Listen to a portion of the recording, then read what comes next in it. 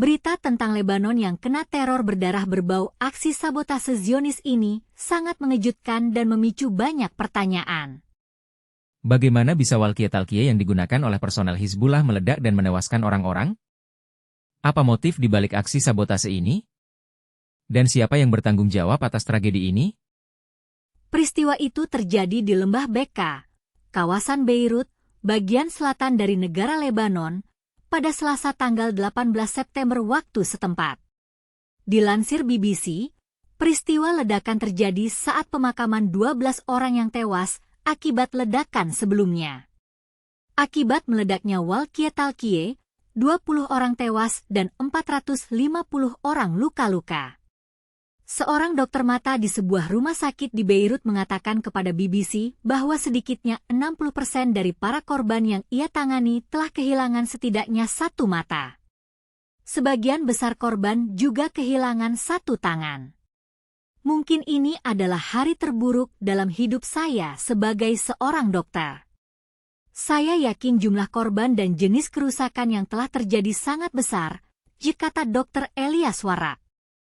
Kantor berita milik pemerintah Lebanon, NNA, mengidentifikasi perangkat itu sebagai radio VHF genggam Icom V82. Model itu merupakan buatan produsen elektronik asal Jepun, Icom, yang sudah tidak diproduksi lagi.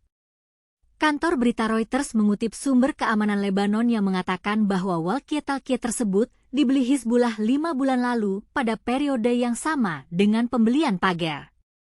Tapi, apa yang membuat kita heran adalah bahwa walkie-talkie itu disebut-sebut sebagai produk dari Jepun bernama Icom V82. Tapi Icom sendiri sudah tidak lagi memproduksi walkie-talkie itu sejak 10 tahun lalu. Ini mencurigakan. Produksi baterai yang diperlukan untuk mengoperasikan unit utama juga telah dihentikan, dan segel hologram untuk membedakan produk palsu tidak dipasang, sehingga tidak dapat dipastikan apakah produk tersebut dikirimkan dari perusahaan kami, jelas Icom. Dua sumber yang memahami operasi intelijen Tel Aviv, seperti dilansir media Axios, mengatakan bahwa Israel lah yang meledakkan ribuan unit walkie-talkie yang digunakan Hizbullah di berbagai wilayah Lebanon pada Rabu tanggal 18 September waktu setempat. Tel Aviv belum memberikan komentar resmi atas ledakan walkie-talkie di Lebanon. Menurut sumber yang dikutip Axios, perangkat walkie-talkie itu dipasangi booby trap atau perangkap peledak oleh Badan Intelijen Israel dan kemudian dikirimkan kepada Hizbullah sebagai bagian dari sistem komunikasi darurat untuk kelompok tersebut yang seharusnya digunakan dalam perang melawan Tel Aviv. Sumber keamanan Lebanon yang berbicara kepada Reuters mengungkapkan bahwa perangkat radio genggam yang meledak itu dibeli oleh Hizbullah sejak 5 bulan lalu, pada waktu yang hampir bersamaan dengan pagar atau penyerantai yang meledak massal pada Selasa tanggal 17 September. Dilansir DW, pagar itu dipasok oleh perusahaan dari negara di Eropa Tengah, Hungaria.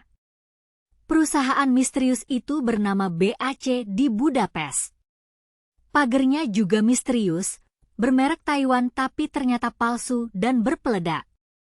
Reuters melaporkan keterangan sumber keamanan Lebanon, Badan Intelijen Israel Mossad menanam peledak kecil disebut seberat 3 gram ke dalam ribuan unit pagar yang dipesan Hizbullah sebelum pengiriman tiba di wilayah Lebanon beberapa bulan lalu. Menteri Pertahanan Israel, Yoav Gallant, melontarkan pernyataan yang tampaknya merujuk pada gelombang ledakan kedua di Lebanon saat berbicara dalam kunjungan ke pangkalan Angkatan Udara Ramat David di Israel bagian utara pada Rabu tanggal 18 September. Kita berada di awal era baru dalam perang ini dan kita perlu menyesuaikan diri kita, cetus Gallant dalam pernyataannya di pangkalan udara Israel tersebut. Ternyata ledakan pagar walkie-talkie Hizbullah itu adalah siasat Israel yang khawatir operasi sabotasenya terancam terungkap oleh Hizbullah. Hal ini diberitakan oleh sumber media massa barat, yakni The Telegraph dan CNN. Seorang mantan pejabat Israel yang mengetahui operasi intelijen tersebut, mengatakan bahwa pagar yang dipasangi peledak itu dimaksudkan untuk digunakan sebagai serangan pembuka yang mengejutkan dalam perang total antara Israel dan kelompok Hizbullah yang didukung Iran. Namun, Menurut pejabat AS itu, para pemimpin Israel dan badan intelijennya menjadi semakin khawatir dalam beberapa hari terakhir bahwa Hizbullah telah mengetahui aksi sabotase yang mereka rencanakan tersebut dan memutuskan untuk mengambil tindakan pada Selasa tanggal 17 September yang dilanjutkan hingga Rabu tanggal 18 September. Penjelasan senada juga disampaikan seorang sumber Israel yang mengetahui keamanan nasional negara itu, seperti dikutip CNN dalam laporannya. Menurut sumber Israel itu, keputusan diambil untuk mengambil tindakan cepat dan menghentikan aksi sabotase sebelum Hizbullah mengetahui rencana mereka.